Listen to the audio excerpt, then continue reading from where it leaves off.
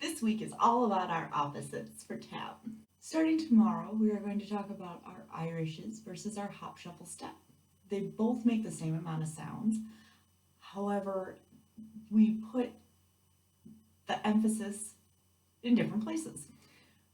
For an Irish, we shuffle first, whereas the hop shuffle step, we hop first.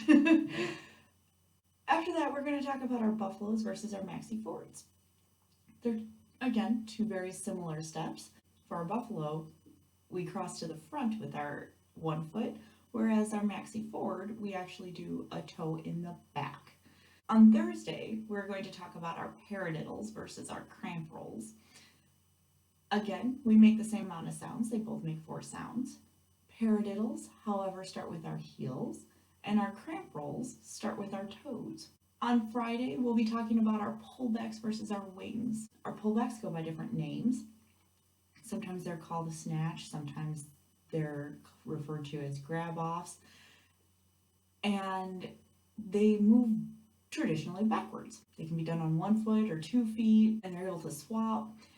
We have all kinds of options for our pullbacks, whereas our wings traditionally make little circles around us in the shape of kind of a wing is a good way to think about it. And they're based around shuffles and making 3 sounds. On Saturday, we're going to talk about the difference between our falling off a log and fall-offs. They can be really confusing just given the terminology. One you shuffle first, and the other one you end with a shuffle. Last but not least, we're going to close out the week on Sunday with practicing our buck and catches versus our chug and hitch.